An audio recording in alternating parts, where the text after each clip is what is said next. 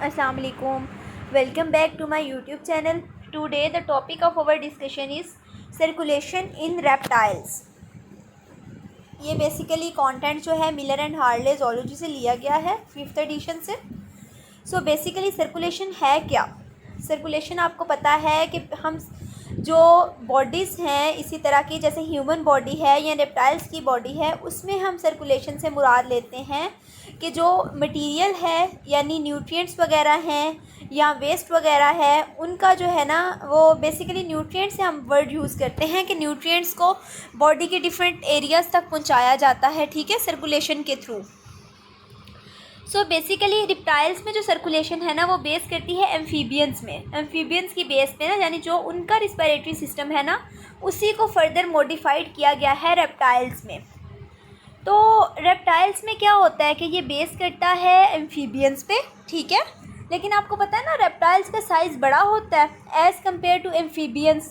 तो जितना बड़ा साइज़ होगा उतना ज़्यादा ब्लड प्रेशर होगा, तो क्योंकि ब्लड ने दूर एरिया में जाना है ना, तो ब्लड प्रेशर ज़्यादा होगा। फॉर एग्ज़ाम्पल अगर हम बात करते हैं, हमारे पास यहाँ पे एक एग्ज़ाम्पल है, डायनासॉर्स था एक ब्रैकियोसॉर्स, उसके ब्लड को ना हार्ट से हेड तक जाने के लिए ना 6 मीटर का डिस्टेंस तय करना पड़ता है। तो फिर इसी हिसाब से इनका ब्लड प्रेशर भी ज़्यादा होगा ना। सो अभी हमने 2 चीज़ें सीखी कि जो रेप्टाइल्स का सर्कुलेटरी सिस्टम है वो एम्फीबियंस की तरह का है लेकिन किसी हद तक मॉडिफाइड है। और दूसरा हमने क्या सीखा कि इनका ब्लड प्रेशर जो होता है वो एम्फीबियंस से ज़्यादा होता है। क्यों ज़्यादा होता है? क्योंकि इनका साइज़ ज़्यादा होता है, तो ब्लड को ज़्यादा डिस्टेंस ट्रैवल करना पड़ता है, इसलिए ब्लड प्रेशर जो है वो ज़्यादा होता है। अच्छा, अब इनमें अगर हम हार्ट के पार्ट्स की बात करें यानी कि एट्रिया और वेंट्रिकल्स की, तो जो एट्रियम है ना वो इनमें कम्प्लीटली डिवाइडेड है, यानी राइट एट्रियम है और लेफ़्ट एट्रियम है। और अगर हम वेंट्रिकल की बात करें तो वेंट्रिकल जो है वो पार्शली डिवाइडेड है सारे रेप्टाइल्स में एक्सेप्ट क्रोकोडाइल्स, यानी जो क्रोकोडाइल्स हैं ना उनमें वेंट्रिकल जो है वो कम्प्लीटली डिवाइडेड है, बाकी सब में पार्शली डिवाइडेड है। अच्छा, उसके अलावा एक और चैम्बर था जो फिशेस में चैम्बर था, साइनस विनोसिस, ठीक है। अब इनमें क्या है कि साइनस विनोसिस जो है वो चैम्बर के तौर पे काम नहीं करता। तो अगर साइनस विनोसिस चैम्बर के तौर पे काम नहीं करता तो फिर उसका क्या काम है? साइनस विनोसिस बेसिकली क्या है कि ये पैच ऑफ सेल हैं जो कि एक्ट करते हैं पेस मेकर के तौर पे, यानी जो हार्ट बीट इनिशिएट करते हैं, ठीक है। सो अभी तक हमने क्या सीखा सर्कुलेशन ऑफ रेप्टाइल्स में, ज़रा रिकॉल करें। सबसे पहले हमने ये सीखा कि इनका जो सर्कुलेटरी सिस्टम है वो बेस करता है एम्फीबियंस पे। दूसरा हमने क्या सीखा, इनका ब्लड प्रेशर ज़्यादा होता है। तीसरा हमने क्या सीखा, इनका एट्रिया जो है वो कम्प्लीटली डिवाइडेड है, वेंट्रिकल पार्शली डिवाइडेड है, लेकिन जो क्रोकोडाइल है सिर्फ उसमें वेंट्रिकल जो है वो कम्प्लीटली डिवाइडेड है। और लास्ट अभी हमने क्या सीखा कि साइनस विनोसिस जो है वो चैम्बर नहीं रहा बल्कि वो पैच ऑफ सेल हैं जो पेस मेकर के तौर पे एक्ट कर रहे हैं।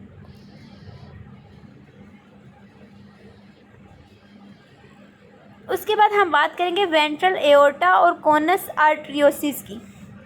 वेंट्रल एओर्टा और कोनस आर्टरियोसिस जो है ना ये डिवाइड हो गई हैं 3 आर्टरीज़ में, 3 मेजर आर्टरीज़ में। कौन कौन सी हैं? एक तो है पल्मोनरी आर्टरी और दूसरी है 2 जो हैं वो सिस्टेमिक आर्टरी हैं।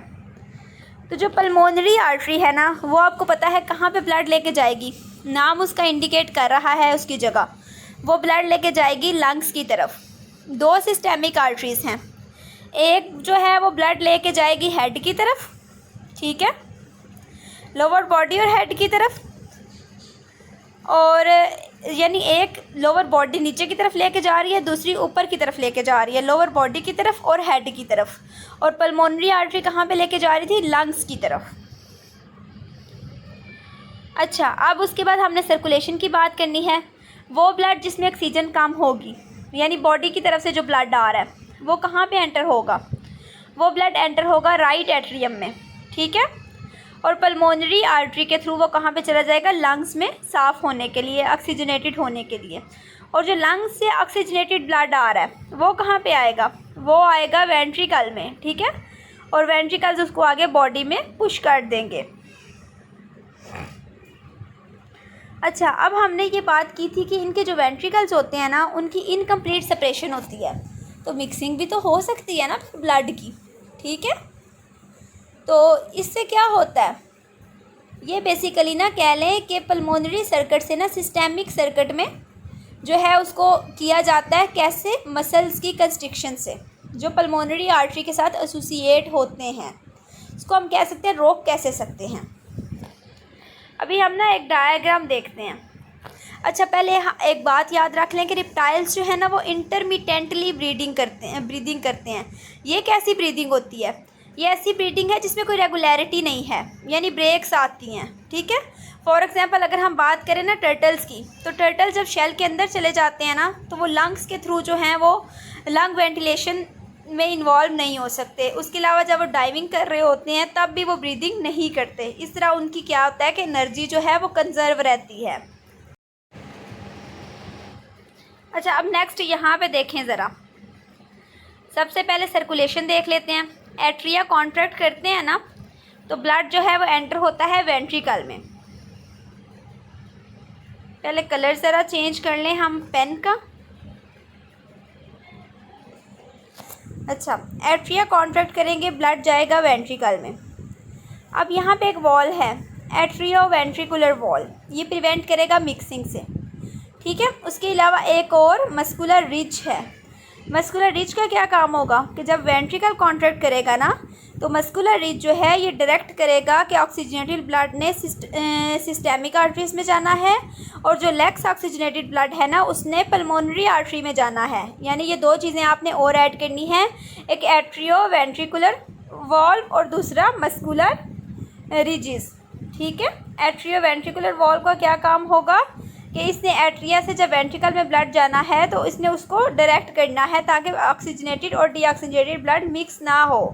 और मस्कुलर रिज का क्या काम होगा कि इसने ये डायरेक्ट करना है कि जो ज़्यादा हाईली ऑक्सीजनेटेड ब्लड है वो जाए सिस्टेमिक आर्टरीज़ में, और लेस ऑक्सीजनेटेड ब्लड जो है वो जाए पल्मोनरी आर्टरीज़ में।